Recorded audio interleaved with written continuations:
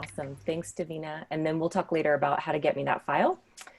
Um, so yeah, like I said, today we're going to be talking to Ralph Beliveau about the podcast that he co-hosts with his colleague at the University of Oklahoma, Adam Crome. Did I say that right? Crome or Yes. Crome? Yep, Adam Crome. Cool. And you guys have been doing this since 2017, right? And have Mhm. like almost, wait, what is it, 62 episodes now? 62, yes, we're up to 62 episodes. Yeah, so do you want to give us just a little overview about generally what the podcast is about? Sure. Can you hear me okay, by the way? Because I can't hear me. All right, good. So there's a funny story. Well, I can get to that. So Adam was, he is actually the ed tech specialist for online at our university.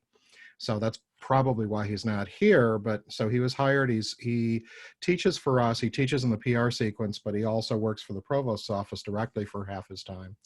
So I don't. We were just talking at some point, and I said something about doing a podcast, and he said, "Yeah, let's do one." And I said, I'd love to. What do you want to do?" And we kind of kicked around some ideas.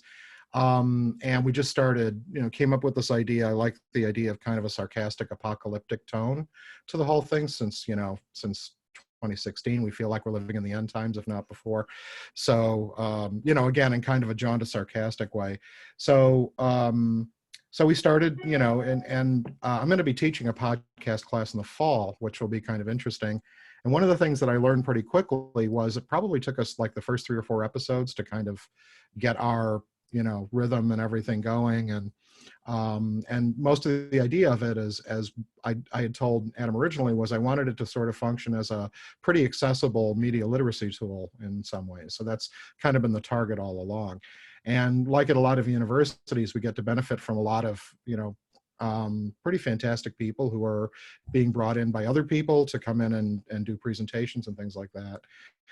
So we've had quite a wide range of people come in as guests, which has been fantastic. And then the episode that you listened to, and thank you kindly for listening to it,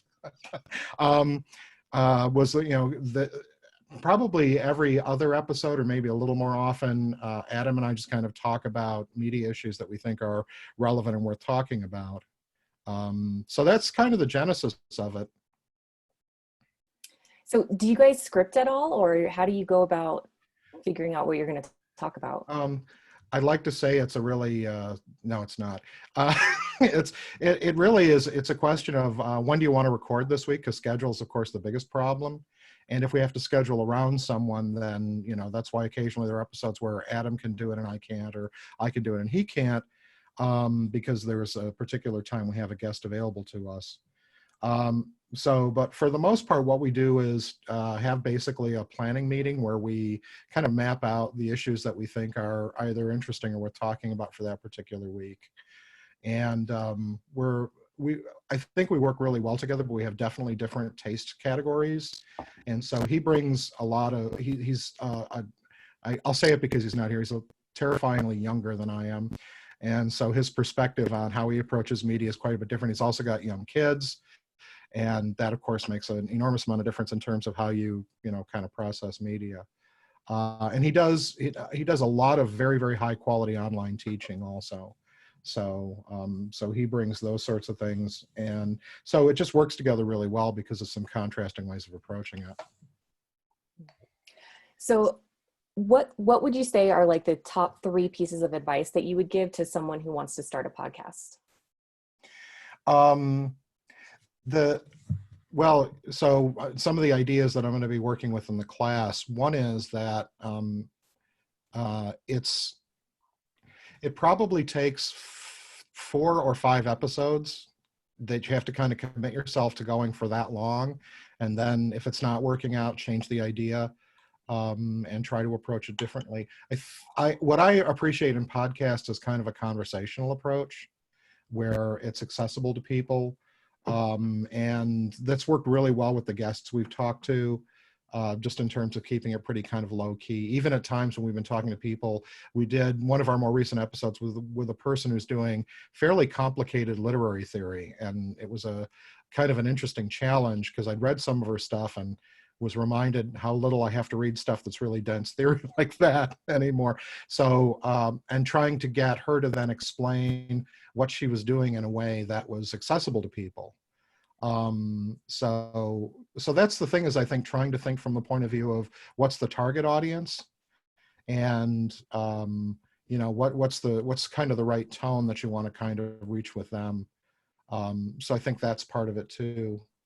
I don't know. I think we need more structure in what we're doing, and we've talked about doing things in sort of like more structured, in more structured formats. But we usually get carried away with other issues, or if we have a guest, we'll just dedicate the time to them. So I have one more question for you before I open it up to the rest of the group. You have done 2 COVID-related episodes in the last couple of weeks. Can you tell us a little bit about the decisions about how to choose those topics and what you hope people get from it? Well, Natasha can talk about that because she was involved in one of them. She was one of the co-perpetrators of it. But I think that's kind of another thing that's interesting about it, is because podcasts aren't, they're not necessarily fixed to a particular point in time unless you design it to be that way.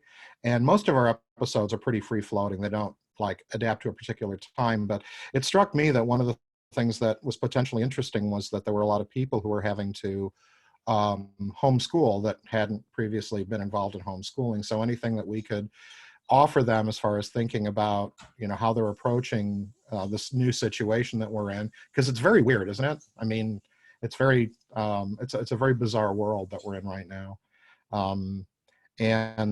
So I think, we did a little bit in terms of thinking about, what tools are available and what challenges are being faced by shifting to online teaching and then homeschooling, which is kind of where things have drifted. So I think that was the main thing, was to try to take whatever the topic is and try to see what's the sort of, media politics related angle on it.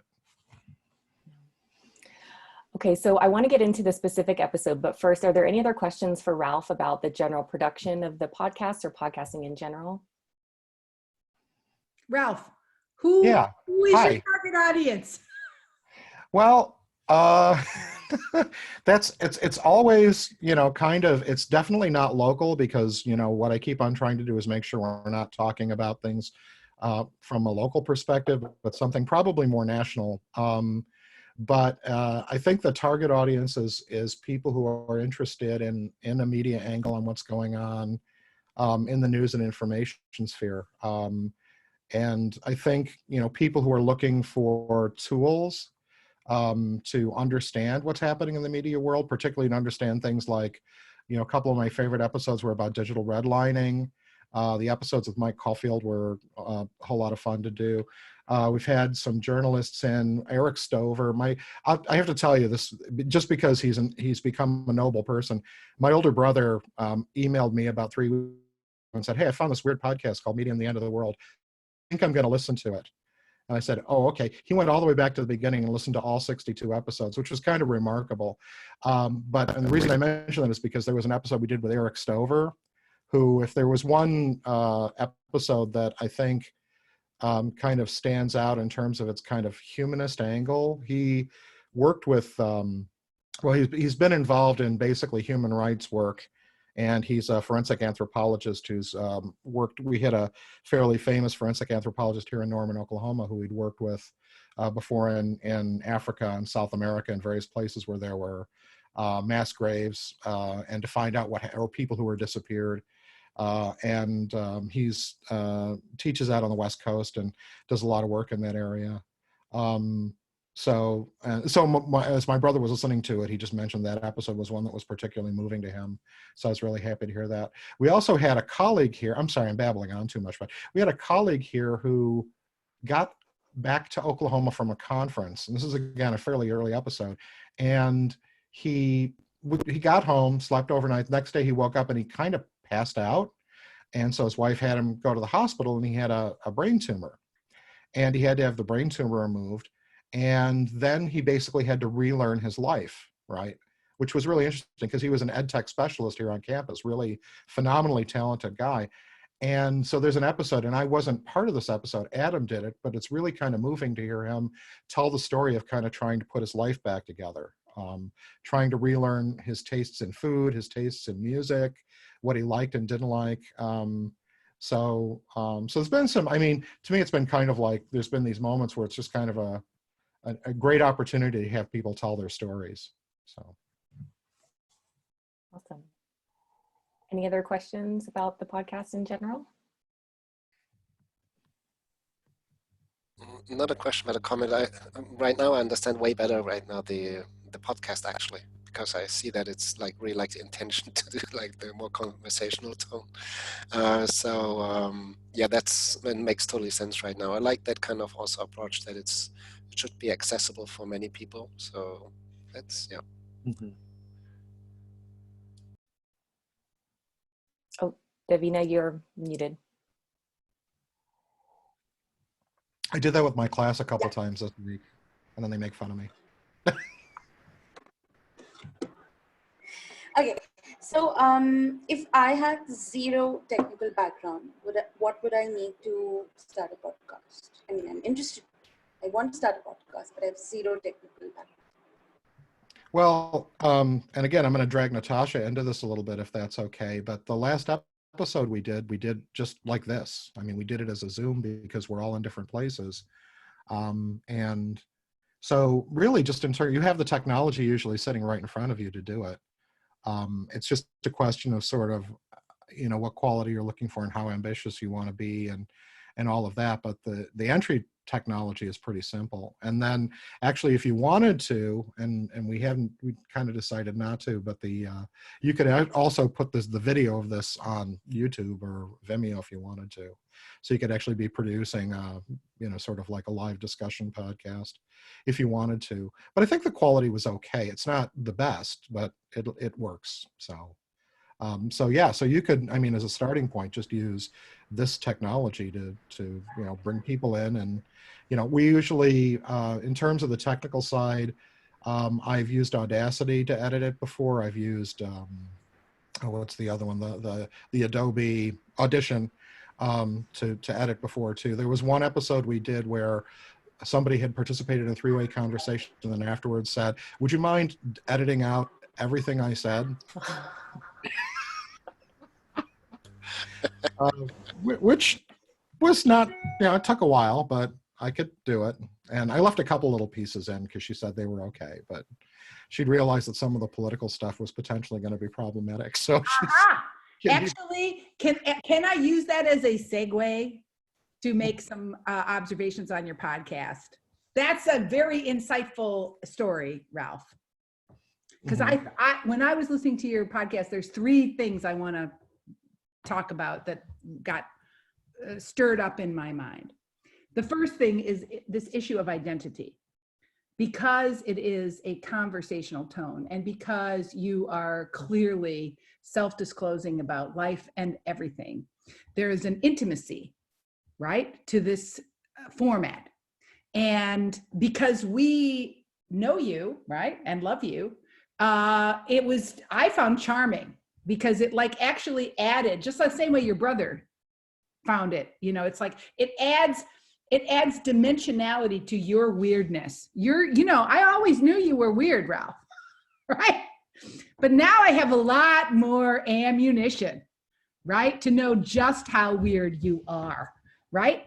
And I was thinking, Ralph is a grown-up and he's confident in his unique identity position.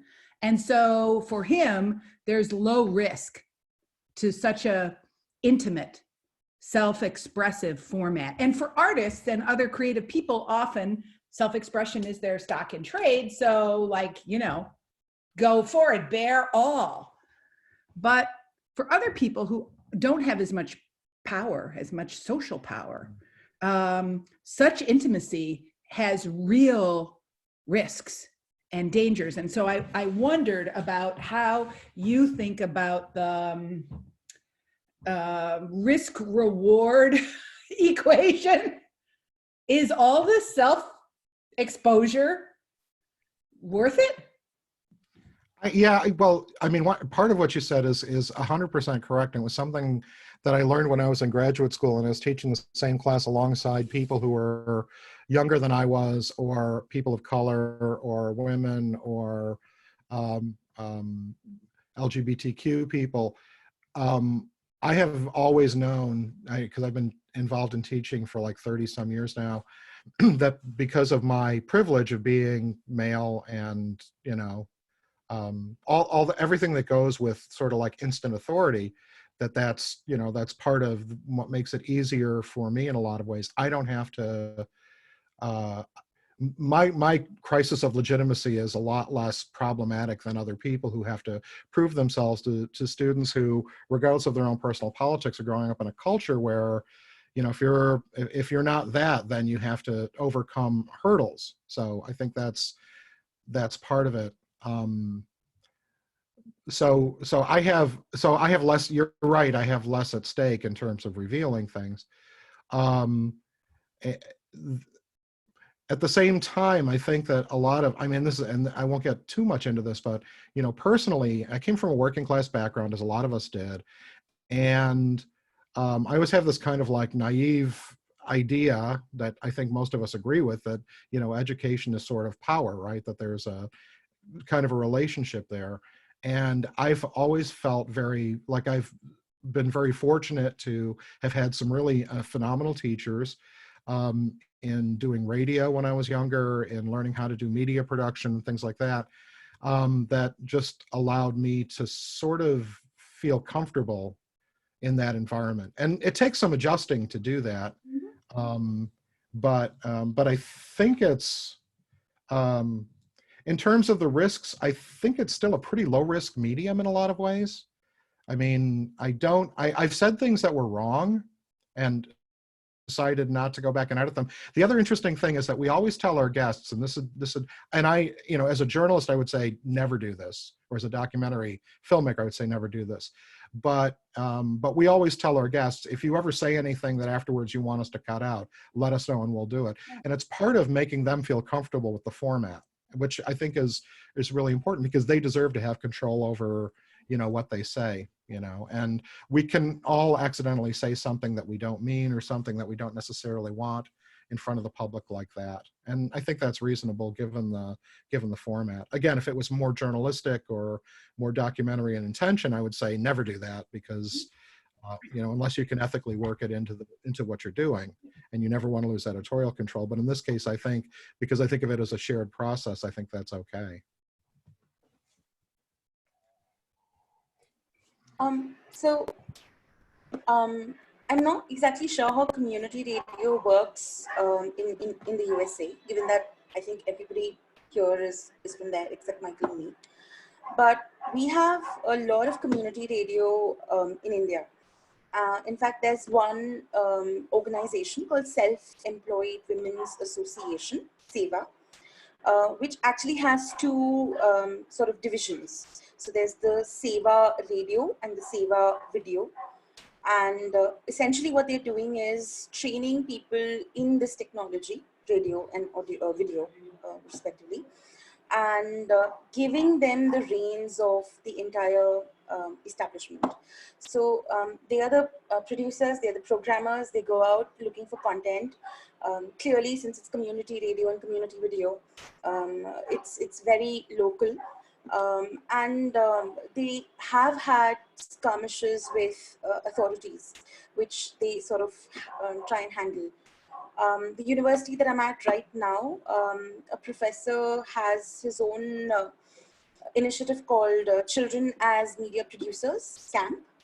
And one of the projects that he's written about that I recently read was this thing called Sangwari Khabariya, which essentially means local reporters, if you translate the word.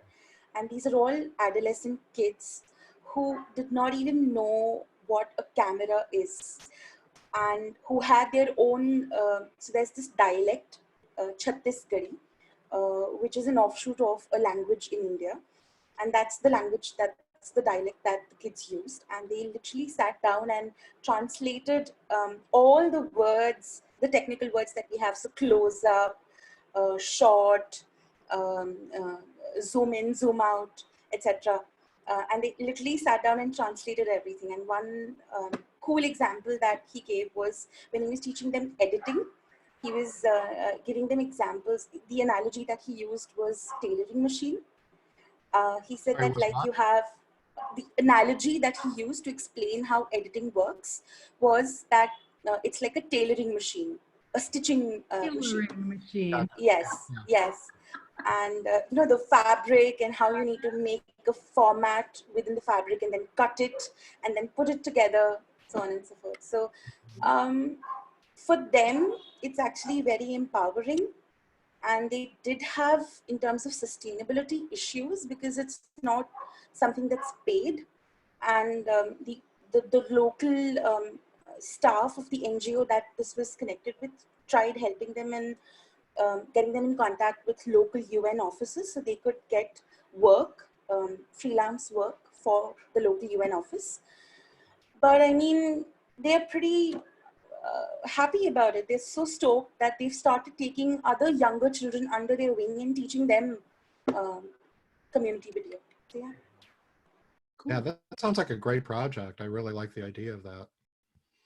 That's really good. I think, you know, one of the things is I think that the podcasting world has made it clearer to me the relationship between journalism and storytelling, which in some cases are connected to each other and in other cases really need to be more disconnected. I think that you know, when I talk about editing with my students, I tell them that, you know, it's conventional and we all understand it, but it is a fabric of lies, right? It is a completely made up way of juxtaposing time and space in ways that they don't exist in the outside world.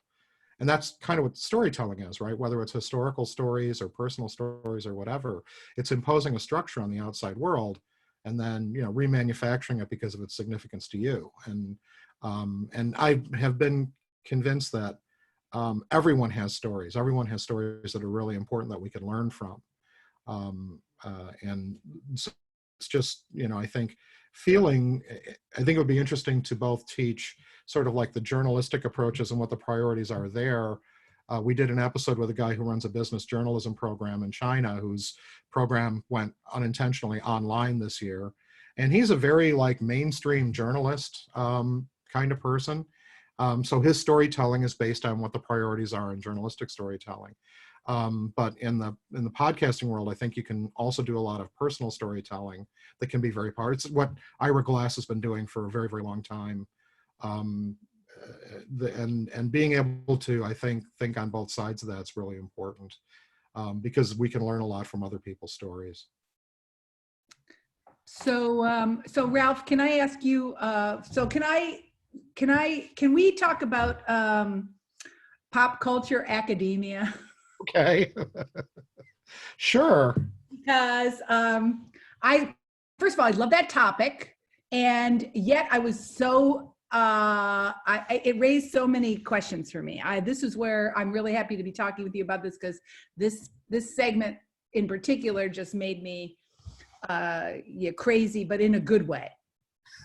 So first of all, you feel comfortable sharing your fandoms with us, which was fascinating and cool. And I have always felt that there is a really interesting tension between fandom and media literacy, right? And of course, I have experienced that tension myself with my friend Henry Jenkins, right? Who is absolutely convinced that fandom is like the ultimate media literate person, right? The fan is the epitome of the active audience. And I say, no fucking way, right? That the fan lacks critical distance and essentially cannot critically analyze the thing he is in love with. So where are you in relation to that dialectic?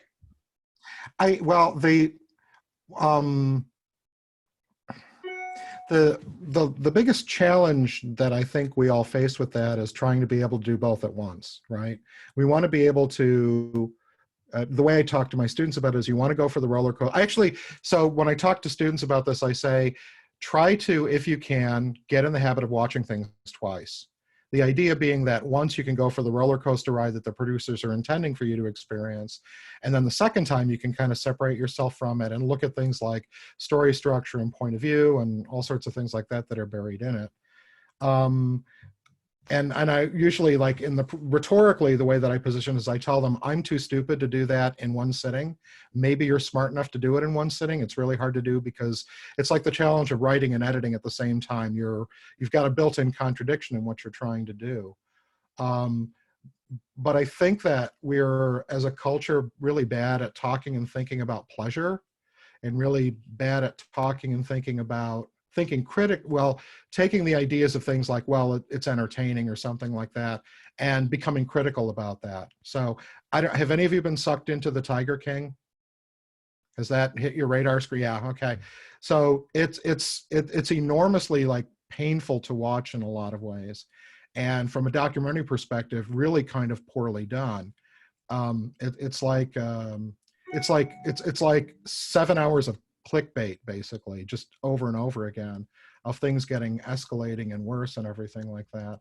But again, it's sort of like being sucked into the pleasure of it and then being critical of it at the same time will require me to actually go look at it again at some point, to look at how the awfulness is structured, right? At how the car accident actually happened, which is kind of interesting to me. So that's my weaselly both and, which I hope you'll forgive me for, Renee. But I think that I went through a phase where, like, we all probably have, because of the guilty pleasure notion, which is kind of a little bit kind of problematic anyway, because they're usually social constructions that are either trying to get us to be sort of more, to adopt somebody else's idea of what the value system is, right? And it's important to be able, I think, to let yourself experience the pleasure of these things, and then to interrogate that, to say, okay, why was that fun? Why did I cry? Why did I laugh? Why did I keep watching it? Why was it something I felt like binging? And then at other times, why is it something I can only take an hour of and then I need to get away from it for a bit? And then in conversation with other people, one of the reasons I love talking to Adam on the podcast is because his perspectives are different enough that we have fairly contrasting ways of thinking about how we approach what we do, because he's a product of kind of a different era of media than I am. So, thinking about the contrast between those, I think, can be very enlightening in some ways. Ralph, don't you think, though, that it takes a lot of, I actually ban my students from writing about something they're a fan of for their senior seminar. I won't let them do it. Like, if I know they're an uber fan of, like, Walking Dead I've had before, I won't let them be the focus, because I think that being able to distance yourself and think critically and write critically and evaluate those kinds of texts takes time and practice, and it's not something you can just suddenly, like, that's a reason why I would love to write about football, right? Soccer. I would love to do that in my academic life, but I know that I can't, because I'm not rational about it. I'm too emotional. I'm too invested. I'm too close to it. And for all of those reasons, I could never write about it. So I think it's tricky for students as well, like that expectation for them to be critical and distant and ask those questions, I think, is something that has to be cultivated over time, isn't it? It isn't just something you wake up with in the morning. Right, yeah, I mean, because it's the double-edged sword, where it's something they absolutely know the most about, but what they know about it is known in a way that can be, particularly problematic, like what you're suggesting. Which brings us to the popular culture communities. Mm-hmm. And that amazing reflection you had on your experience at the Pop Culture Conference. Mm-hmm. And Adam asks you a really interesting question, which you sidestepped. And so I want to tackle, because I felt really annoyed that you didn't tackle it. Adam asked you, well, so what are the academic tensions in the popular culture community? Like, what do they fight over? And you were like, yeah, you went off, you did something else. You didn't answer that question. Yeah. Which was a really interesting question. And so I myself have a position on this, and I'm gonna state it, and then I want other people who've had some experience with academic conferences and the knowledge communities around popular culture to weigh in on this. Because obviously I have a very snarky perspective, right? I feel like the people at PCA, that's the Popular Cultural Association, in general, and I don't mean to stereotype, but in general, right? In general, these people are fans who write about their love, their detailed knowledge, just like you said a few seconds ago, right? They have enormous stores of knowledge because they've watched the Steven Universe like 17 times, right? And so they love dumping all their knowledge into an academic paper and calling it scholarship. Okay, that's PCA. Now, then there's the SCMS, the Society for Cinema and Media Studies. They're nothing but they're fans, but instead of just dumping their knowledge about the work into an academic paper, they embroider it with French academic theory, which makes it ever so much more hard to read, but much more high. And I feel like the tension in the popular culture community is between those two types of fans, right? The ones who think just having in arcane knowledge represents it is a form of knowledge, right? And then the ones who use French theory, literary theory usually, to justify, explain, or rationalize their love of whatever they love. All right. How would you respond to that? There's I would agree with that. Although I think in some ways the split is a little bit more tangibly easier to identify, because you do have, so you'll have a panel, say, because PCA, as I was saying in the podcast, what I love about PCA is you don't have to justify it, right? In in SCMS and in ICA and in AJMC, you have to account for the so what question in a way that is complicated, just because you have such a varied idea of, like, the conflict between social scientific and humanist ways of understanding how the world works. But when you're inside a community of people where they all kind of already get why what you want to talk about is important, then it can. So two contrasting examples. One, I went to see a panel on the TV show Supernatural at PCA. There were 4 people on the panel. They were all women, which is actually fairly typical of the audience of Supernatural. And 2 of them were definitely fans and just did fan stuff. And 2 of them did theory, 2 of them did analytic theory. They were all kind of approaching it from the same kind of love for the material. But then the questions they ask themselves are different. And so that was one example. There was another example, which the one I was thinking about, I didn't talk about on the podcast because it would have been a little complicated, was a panel that I was on where we were talking about Julia Kristeva, and this will be your French theory thing, and her idea of objection. And we ended up in part of the conversation talking about the difference between your dog's shit and the shit of all the other dogs. Like, your dog's shit, you're okay to pick up and, it's your dog's shit. Everybody else's dog shit is much more abject, right? So you really don't want to have anything to do with it. It's much more disgusting and things like that. And it was a really good conversation, but you sort of had to already be there, right? You had to already be bought into that objection as a really important topic to talk about when you're talking about, horror or any other kind of media that's attempting to kind of diagnose the physicality of being human. Right, or dog, I guess, in this case. But anyway, so the fact that you don't have to go through why that's worth talking about means that you could actually go to the place where you can do the critical examination of it, for whatever it's worth. So anyway, I thought that would be maybe a little inappropriate for the podcast, but that was kind of what was in the background of it. So did that get at what you were asking about? Yeah, so, I'd be interested in others of you have experience with academic communities and how you see that playing out. So does it also have to do with the pressures of publishing? So for instance, there'll be people who will take up these opportunities of presentations and publications while a topic is current, while there's fandom that exists, versus people will actually take the time to have more high quality work being put out, which is more analytic in nature, which draws with theory, which is more not as time bound as the first kind of work. Mm-hmm.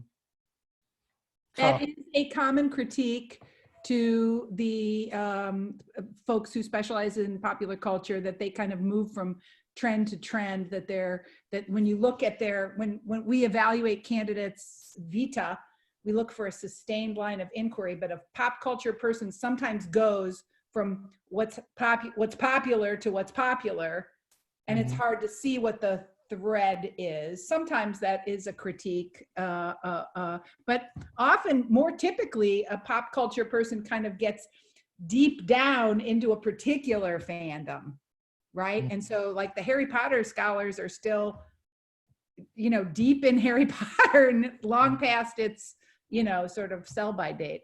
Yeah, I think if they're treating those texts the way that SCMS people treat film, then it kind of is in one category. If it's closer to sort of either the ACAFan thing that Jenkins popularized or the actual fan community experience that has evolved along with the way social media has evolved, so that our relationship with our media texts have changed, right?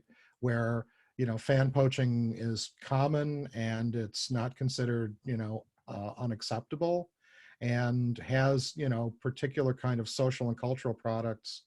I think I mentioned this on one of the podcasts, where somebody had done a study of Rizzoli and Isles, the television program, which had this very strange kind of queer bait subtext in it with the two female characters that was, kind of unaccounted for and never really, never requited, I guess would be the way to say it.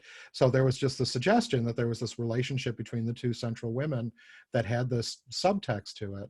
And so this person who was looking at the show and its fandom tracked how the lesbian community who was following the show eventually got frustrated with it and split off, basically kind of stopped watching the show and just went into generating fan fiction based on it, and kind of like working out their issues in that way. And I think of that as critical work. I mean, I think that's stuff that's taking media texts and kind of contradicting its original intentions and using it for one's own purposes, and sort of like the Janice Radway tradition of, establishing a political space and saying, well, this is mine and I'm going to do with it what I want. Now, sometimes that can produce something that, if I'm not a member of the fan community, I have to always understand my own limitations for understanding it too, because there's something to be said about the depth of it and how social media has transformed our relationships to it, but that's also made us realize our own limitations, right? That I'm not a Harry Potter fan, and I like them, but I'm not a fan because I know what being a Harry Potter fan means, and I'm not that. So it's sort of like knowing what I know a lot about and can critique through that knowledge, and what I don't know a lot about. And does that make sense? Yeah, I think the split, that the different tensions and splits in media studies are that those of us who there are people who respect academic fan scholarship, and there are people who do not, and those people sit on tenure and promotion committees, right?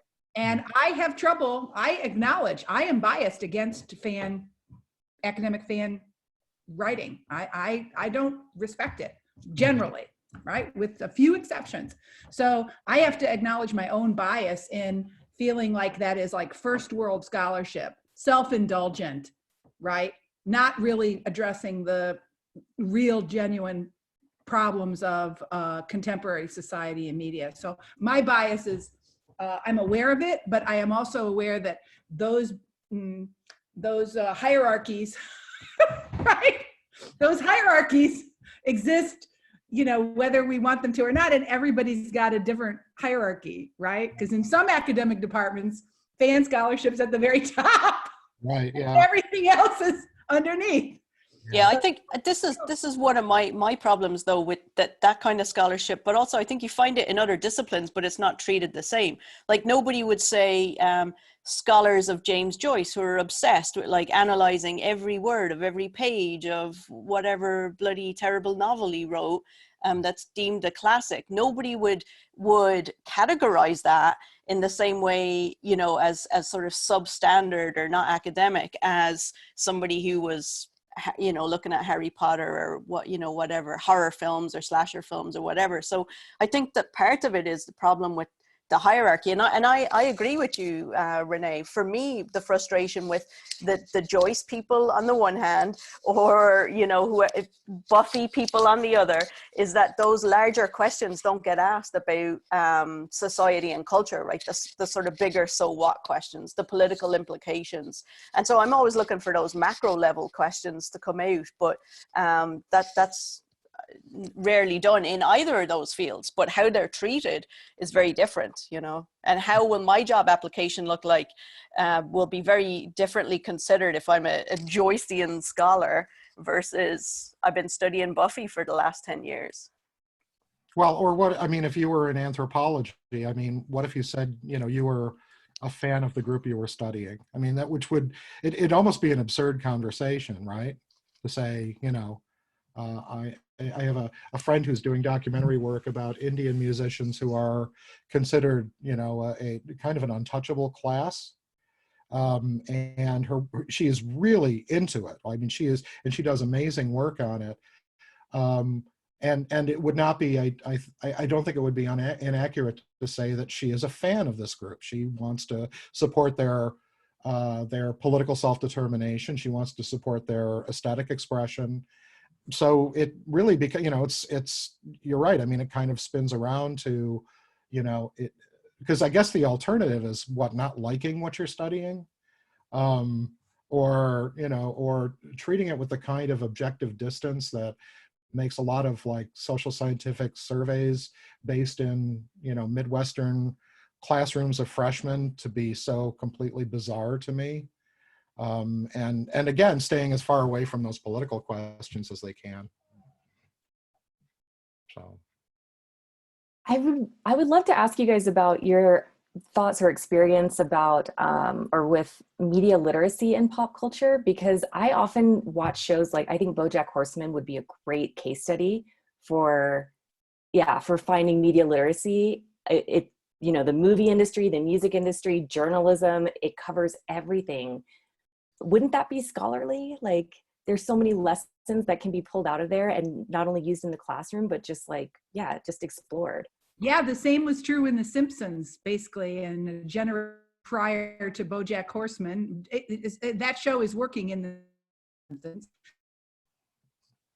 offering a media literacy for everyone kind of strategy. I think that could be a very good example of using popular culture for advancing media literacy. So I think I'm dying to see the clips from BoJack Horseman organized to address different of the key concepts of media literacy, for example. That'd be really cool. I'm dying to do that. So if anybody wants to go in on that. I think you could, it'd be interesting to me that, you know, I mean, if you listen to the podcast, you know where my tastes run.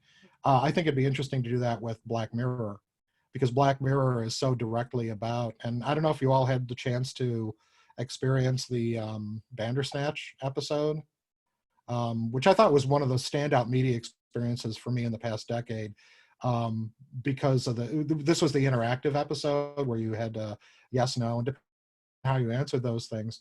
The version of the story you saw was either 40 minutes long or 120 minutes long. And it was so difficult to produce that they said they will never, ever do it again.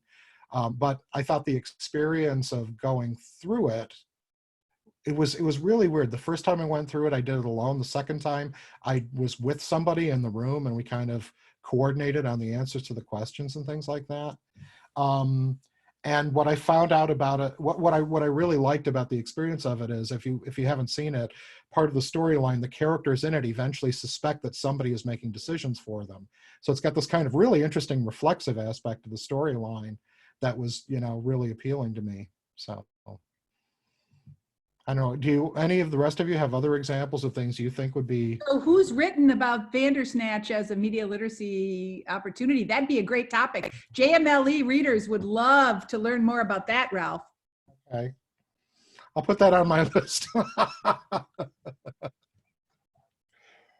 Mary, how do you enter into the pop culture academia fandom world? And Michael, we haven't really heard from you. Talk to us. I would say that I go at it through, because I teach English, I would go at it through text and popular novels such as Harry Potter. That's how I would, you know, what makes a novel popular? Why does something take off that way? That might be how I'd approach it. Mm-hmm. In a way, it's I'm not sure, I never really gave thought like to the whole popular culture academia discussion or debate. So in a way, I'm listening in and I'm learning a lot. And at one point, I thought as well that when you talk to Ralph about like diving into and having a critical moment about something, it reminded me a little bit of thinking fast and slow, when actually you have like different situations, and at one time you're totally in, like you're in the mode one, and then like no, you're like, yeah, more like into it, and then the other time then you start reflecting on it. I was wondering actually if that can go together or if that's always separate. But yeah, I share like with Natasha like the football stuff, but I would say that at my age, like I'm approaching like the old age soon, so I'm not a soccer fan or football fan anymore, you see, so I got that distance, and I'm not sure what's that is actually telling about myself. Yeah, so these are a couple of thoughts I have, but I don't know. So it's like Michael, discussion. I really like you. There definitely is something about age, right? And it's partly why Natasha's point about she doesn't let her students write about their fandoms, because the immersive quality of our attachments to these things is it takes time to get distance. And that's why I love, Ralph, your point about watching twice is perhaps the best pedagogy for inviting students who have attachments to step back, right? Well, I mean, oh, go ahead. I was actually thinking of that in answer to your question to me and Michael earlier, that also that ability to stand back and look at the structure of something is really important. And I do agree when Ralph said that, to do it twice is really helpful. Once to enjoy it, twice to understand it. Mm-hmm. Yeah, I was just going to, and Renee, maybe this is a question for you or for Natasha, either of you or anyone else who is interested, am I deluding myself to think that if you actually were able to get someone to have a good critical media literacy distanced reading of something they are very passionate about, that their depth knowledge about it could work to their advantage rather than getting in the way?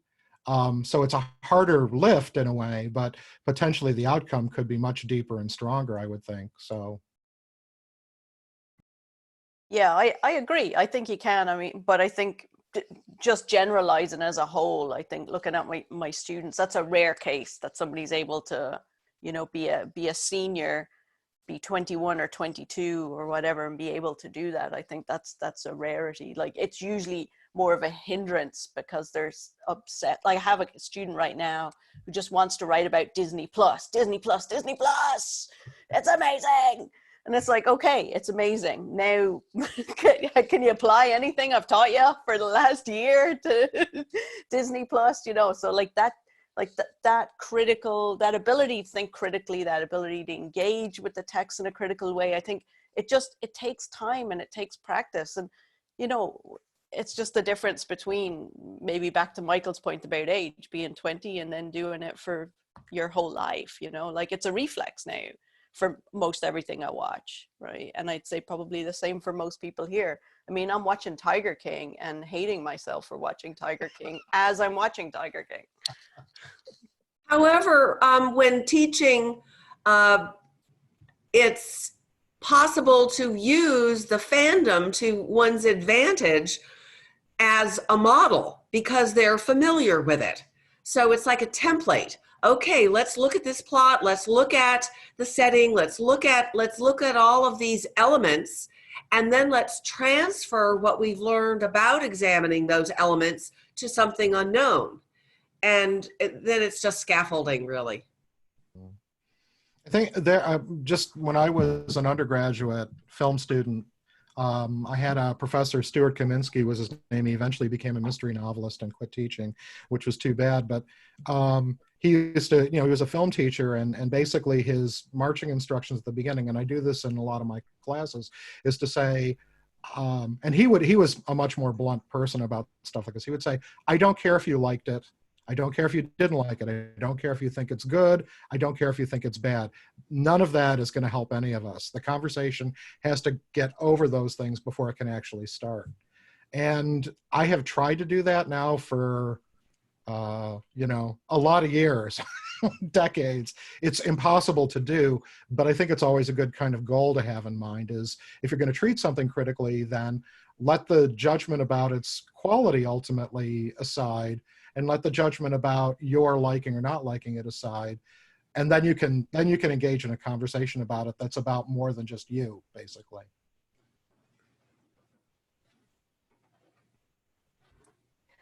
So guys, we only have a few more minutes, and I'm dying to ask all of you. I know you thought about it as you were listening to this episode. What is your guilty, unshareable pleasure?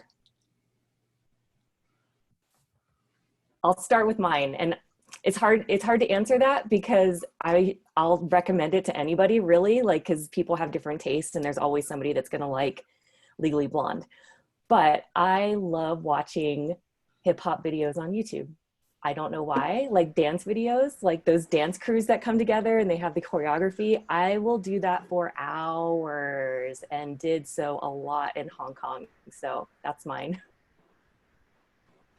Film noir. Film noir. Film noir. Oh, yeah. I mean, just endless. Just endless. I kind of geek out on Know Your Meme. KnowYourMeme.com. I'm not sure if that counts, but I'm just eating too much Kinder chocolate, so that's like within 1 minute I'm eating too much. So it's.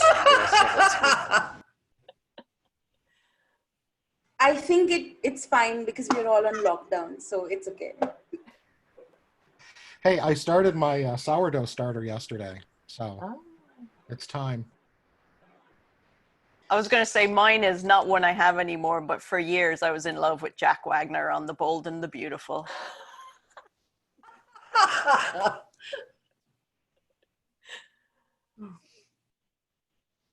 Anyone else want to share? Mary or Frank, or I can't tell. Yeah, I like tiny house videos. Oh yeah. Oh. Or like campers. Yeah, I've gone through 3 days of liking TikTok and now I hate it.